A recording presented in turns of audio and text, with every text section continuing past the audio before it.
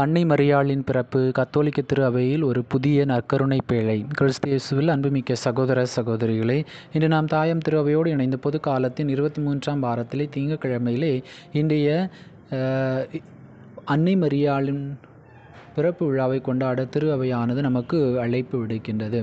குறிப்பாக அன்னையினுடைய வாழ்வை பற்றி சற்று சிந்தித்து பார்க்கின்ற பொழுது, அன்னையினுடைய பிறப்பானது ஒரு புதிய நற்கருணை பேழையாக அமைந்திருக்கிறது.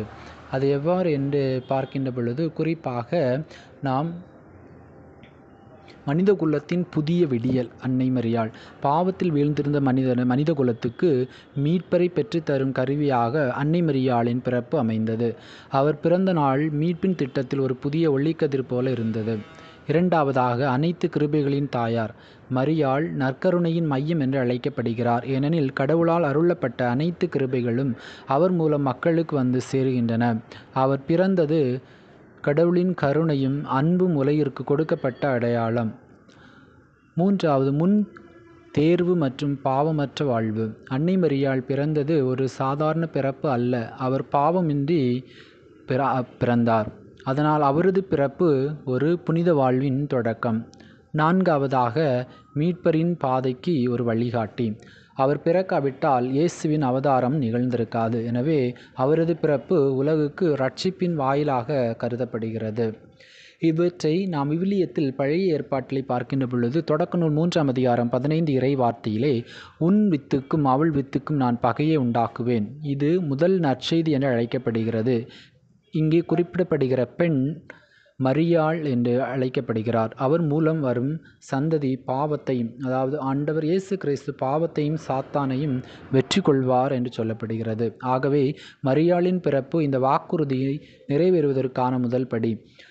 மேலும் விடுதலை பயணம் 25:10-22 உடன்படிக்கை பேழை, ஆர்க் ஆஃப் த கவனன்ட் பற்றி சொல்லப்படுகிறது.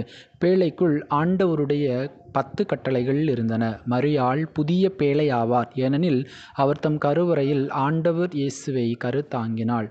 பேழை தோன்றியதே இஸ்ரவேலுக்கு கிருபையாக இருந்தது போல, மரியாளின் பிறப்பும் நற்கருணையின் ஒரு புதிய பேழையாகும்.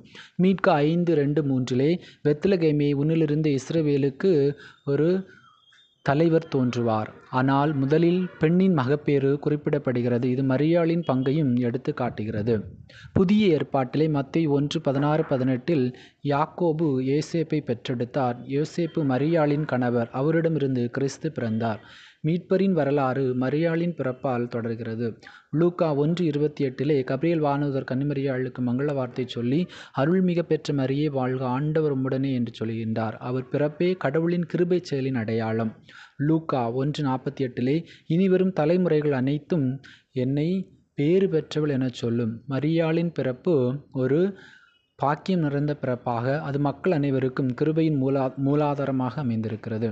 மீட்பு திட்டத்தில் முக்கியத்துவம். கலாத்தியர் 4:4 காலம் நிரம்பிய போது கடவுள் தன் குமாரனை பெண்ணின் மூலம் பிறந்தவராக அனுப்பினார். அந்த பெண் என்பது மரியாள். ஆகவே அவரது பிறப்பு தேவனின் திட்டத்தின் அவசியமான அங்கமாகும். ஆம், கிறிஸ்து இயேசுவில் அன்புமிக்க சகோதர சகோதரிகளே, மரியாளினுடைய பிறப்பு கத்தோலிக்க திரு அவையில் ஒரு நற்கருணை பேழையாக இருக்கிறது. இந்த நற்கருணை பேழை ஆண்டவருடைய பிரசனம் எப்பொழுதும் இருப்பதைப் போலவே மரியாளுடைய பிறப்பும் இந்த உலகிற்கு மீட்பை கொண்டு வந்தது. மரியாளுடைய பிறப்பின் வழியாக ஆண்டவர் இயேசு தன்னுடைய உதரத்திலே கருத்தாங்கி அதன் வழியாக நாம் அனைவரும் மீட்பை பெற்றுள்ளோம். மரியாளின் பிறப்பின் வழியாக இந்த உலகிற்கு மீட்பையும் ஒளியும் கிடைத்தது. ஆம், கிறிஸ்து இயேசுவில் அன்புமிக்க சகோதர சகோதரிகளே, இன்று நாம் விழா கொண்டாடக்கூடிய அன்னை மரியாளின் பிறப்பு நமக்கு கற்றுத்தரக்கூடிய பாடம் என்ன என்று பார்க்கின்ற பொழுது, நம்முடைய பிறப்பு பிறருக்கு மகிழ்ச்சியையும் ஒளியையும் கொடுக்கக்கூடியதாக இருக்கிறதா என்று நாம் சிந்தித்து பார்க்க வேண்டும். நம்முடைய குடும்ப வாழ்க்கையிலே நாம் நம்முடைய பிறப்பின் மூலமாக நமக்கு கிடைத்த இந்த பிறப்பின் வழியாக பிறருக்கு ஒளியையும் கொடுக்கும், பிறருக்கு மகிழ்ச்சியை, குடும்பத்திலே சமாதானத்தை, அன்னையை போன்று பிறருக்கு உதவி செய்யக்கூடியதை, காணா ஒரு திருமணத்தில் உதவி செய்ததைப் போலவே, மேலும் எலிசபெத்துக்கு விரைந்து சென்று உதவி செய்ததைப் போலவே நம்முடைய குடும்பத்திலும் நாம் பிறருக்கு உதவி செய்யக்கூடியவர்களாக இருக்கிறோமா? பிறரை அன்பு செய்யக்கூடியவர்களாக இருக்கிறோமா? பிறரை மன்னிக்கக்கூடியவர்களாக இருக்கிறோமா? பிறருக்கு இறங்கக்கூடியவர்களாக இருக்கிறோமா என்று சிந்தித்து பார்ப்போம். அன்னையின் பிறப்பு உலகிற்கெல்லாம் மீட்பை கொடுத்ததைப் போல நம்முடைய பிறப்பின் மூலமாக நம்முடைய குடும்பத்திற்கு மீட்பையும், நம்முடைய சமுதாயத்திற்கு மீட்பையும் நம்முடைய நாட்டிற்கு மீட்பையும் நம்மை சார்ந்திருக்கக்கூடியவர்களுக்கு மீட்பையும் அனைவருக்கும் ஒரு புதிய பேழையாக அனைவருக்கும் புதிய ஒரு வழிகாட்டியாக இருக்க இந்த நாளிலே அன்னையினுடைய பிறப்புலியாக நாம் அன்றாடுவோம். எல்லாம் வல்ல இறைவன் தந்தை மகன் தூய ஆவி உங்களை நிறைவாக ஆசீர்வதிப்பாராக. ஆமென்.